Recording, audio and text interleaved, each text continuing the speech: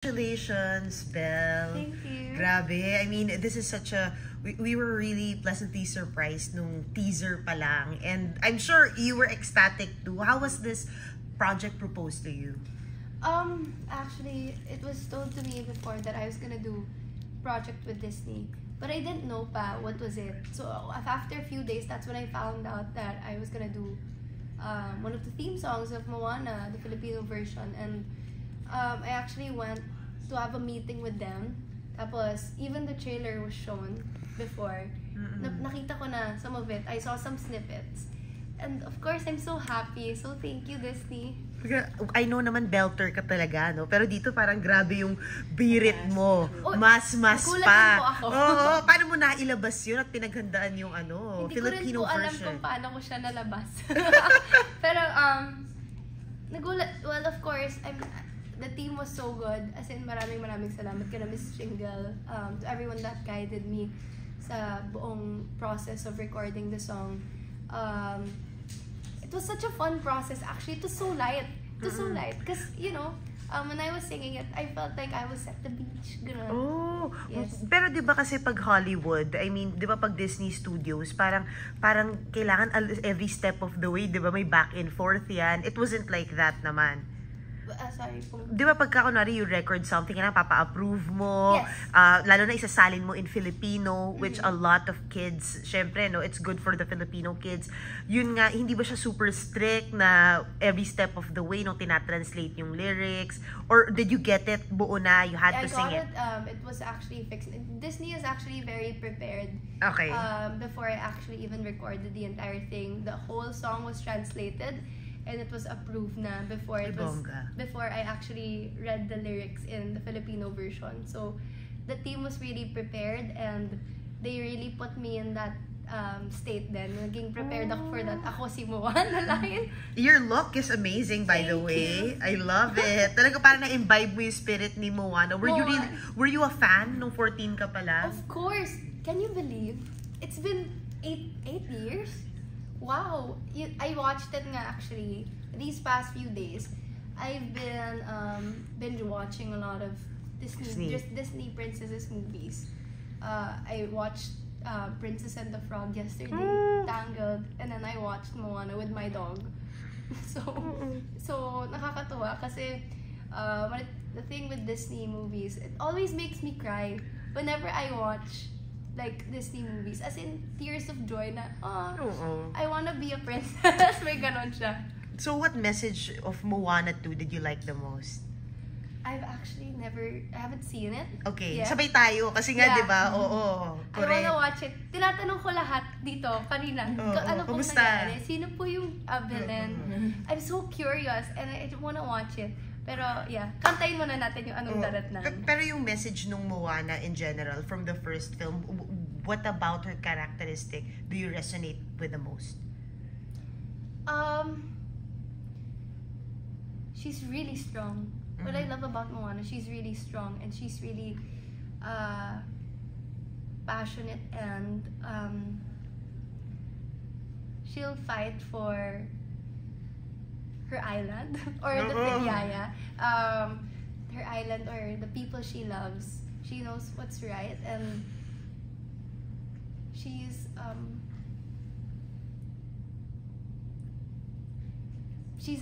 really is a princess to me. So yeah. Yung kapatid mo isasama mo, diba? You have younger siblings. Yes. Are you gonna take them when you watch Moana 2? They're actually watching it na. They watched it na. Nauna sila. Yeah, they were there. Tapos sabi ko, sayang naman. But I was prepping. I'm gonna sing Anong Daratnan for the first time today. Live. So, I'm very excited. Pero kinakabahan ako. Sobrang proud ng fans mo sa'yo actually. Nung teaser pa lang, parang inano na nila yung Disney account. Diba? Nag-ano na sila comments. Nagulat din ako Tumodo na sila. Alam na nila, bibig mo pa lang. Alam na nila na ito yun. Ngiti mo pa lang. Diba? Nagulat ako nun kasi when they released some snippets, yung mga short videos po, iniisip ko, ano kayang line? Yung ilalabas nila? Ano pipiliin nila? Pinili talaga nila yung pinakamataas. Sabi ko, oh my God. Okay, pero I'm so happy. Go ahead.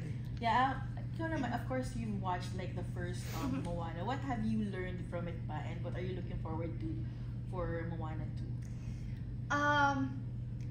first Moana, it taught me how to have courage. Don't be afraid to get out of your comfort zone and explore. Because I think that's what will make you grow, just like Moana. So yeah, that's what, ayun talaga yung pinakatumatak sa akin. Go ahead. As someone who's just starting out in your music career, what does this opportunity mean for your growth as an artist? It means so much. Oh my gosh, it's always been a dream of mine to be able to work with Disney. Sobra, as in I grew up watching Disney, and to be able to do this song with them, wow, it means so much. And of course, for my music career, I'm someone who's still learning and trying to find my voice in the music industry, and I'm so happy that Disney was one of the steps who helped me find my voice. What kind of emotions or messages does the song convey, and how do you connect it personally? Anong darat na? It's about her discovering more. Because if you discover more about the world, you discover more about yourself too, right? So I think that's the message of the entire song too. How far can I go and what lies beyond. And you're doing that with your career, actually, di ba? Parang you're pushing the boundaries of, it's so hard to balance. I mean, your A game when it comes to acting, tas yung music mo pa, I mean, you're being taken seriously. I mean, Disney, hello, di ba? Like, how is it for you na, when you talk to your management, when you tell them na, ano nga ba talaga yung gusto ko, di ba? Parang, gusto kong umarte. Kasi may upcoming series ka rin, di ba? And now you have this major song coming out for Disney. How do you balance things? Oh, how do I balance things? Actually, in terms of balancing every aspect in my life, it's also something I'm still trying to, learn day to day. But I'm so happy that I'm surrounded with my team who will help me and guide me. And music and acting has always been both passions of mine. As in, sobrang mahal na mahal ko pong umarte. And at the same time, I grew up singing sa karaoke with my lolo. So, talagang malapit po sila. And feeling ko naman, pag mahal natin ng isang bagay, pagtutuunan talaga natin ng oras. So, pantay siya sa'yo? Yes. Pantay na pantay. Ala, papapiliin niyo po ba ako? Hindi naman, gusto ko lang malaman. Like, parang nasaan ka ngayon as an artist? I love doing both. I think, when it comes to acting, you get to become someone else. I think the beauty of acting, at least, is you can live different lives. You can learn from that character. But when it comes to music, you have your own translation. Na-execute mo yung meaning the way you want it. Meron kang sariling translation, and yung listeners, may sarili silang way of listening and translating the music too. So, meron silang differences when it comes to like executing that art, paano that's why I love both. Actually, what your fans also love about you is how you can, I know talagang our industry, we're built, you have Dawn Bell there, but you still stand alone so strong as Belle, diba? And of course, it doesn't start that way, diba? How did you find your way na parang feeling mo nga ngayon, diba? Talagang it's such a strong brand na you're doing big projects on your own. Of course, I'm really happy because I started in the industry when I was 9. Yes. 9? Tama ba? 9 or 10, I started doing Going Bulilit. And I think by the end of the day, as long as I know I'm doing my purpose, I feel like my purpose in the industry is to make other people smile and happy and to inspire young kids to do whatever they want, to dream big. And I've always dreamed of working with Disney. As long as I'm living that purpose, I'm really happy. Question from Cosmo. What was the funnest part? Yung pinaka-fun for you on this project and the most challenging? Actually, papunta pa lang tayo sa exciting part. Joke lang. And then, album pala, no? Album ng Disney. And then, kasi I haven't seen the movie. So, I think, I'm really, really excited. I really want to know. I'm curious. I'm so curious. Sino ba yung villain? Gusto niyo po ba i-spoil? Pero, that's one exciting part. And at the same time, when it was released, yung song, I was so happy. Kasi, what was I doing nung time na yun? Tapos, nakita ko lang isang post. Biglang na-release yung music, yung music video and yung song nga. Gulat ako. Sabi ko, oh my gosh. And then, my friend started messaging me, uy, Belle, congrats! I was so happy. For yung sa challenge naman, I think it was a fun challenge actually because I had to translate Moana's emotions through the song. I think that was really challenging because the song, grabe yung passion ni Moana when she was singing it. So I had to be in that state. But it was such a fun experience. And then, you're one of the many artists na kumanta ng Tagalog version, diba? There are a lot before that work with Disney. Did you consult with any Filipina artist or like did you seek for advice kung paano to? How did you prepare? Sayang, I wanted to ask them but I hindi ko na natanong actually, but yung mga tao there when I was recording, they were the same people who recorded the previous artists. So I asked them how were they able to do that. They actually had me listen to several different artists.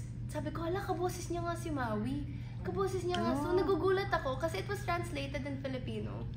Pero maririnig mo, kala mo si Maui talaga yung kumakanta. As in yung si Dwayne. Yeah. So, nagulat ako and could just really see, ang saya kasi talaga to listen to Disney movies. Talagang na-LSS ka.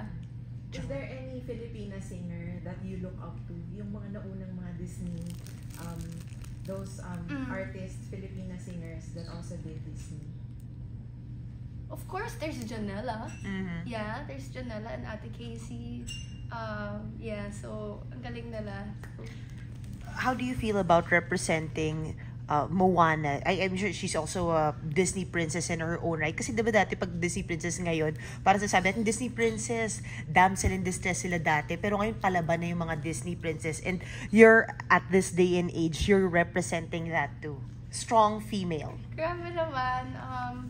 I'm so happy and I'm so grateful that I'm able to represent Moana. And I feel like everyone, each and one of us have their Moanas sa atin, diba?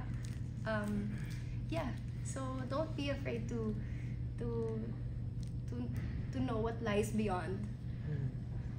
How do you think naman this song, the local version of the song, will connect to the Filipino audiences? Sorry pa? How do you think naman this localized version of the song will connect to the Filipino audiences?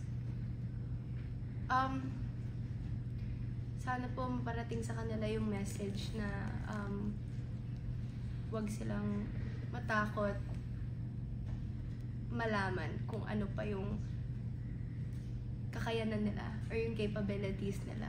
And while I was singing the song, grabe nga po, there are some words there actually na hindi ko pa alam. Like yung hahayo, doon ko lang natutunan and sobrang lalim, pero ramdam mo rin yung lalim ng song. So, I'm really excited and I'm so happy that, everyone's able to hear it and I hope you guys like it. At ang ganda ng Tagalog, Yes. diba? Iba rin yung wika natin. Totoo. At sa age na ang dami nag-English na bata, ang ganda na ipakilala mo sa kanila yung kanta sa sarili nating wika. Yes, that's so Diba? totoo po yun. Take us back to the very first time you stepped into the recording studio to record the song. Ano yung nararamdaman mo? Kinakabahan ka ba? Or Kinabahan po ako. Kinabahan po ako kasi actually, when I was singing yung first two verses ng song, para ako nasa beach, ganyan. Tapos biglang pagdating ng mataas na part, inisip ko na lang, okay, isipin mo na lang may malaking alon. Tapos kailangan mo huminga. Tapos yun yung biret. So, may kaba po. But it was Disney really welcomed me. Yung pag-welcome sa akin ng Disney, they were really warm. So, thank you, Disney.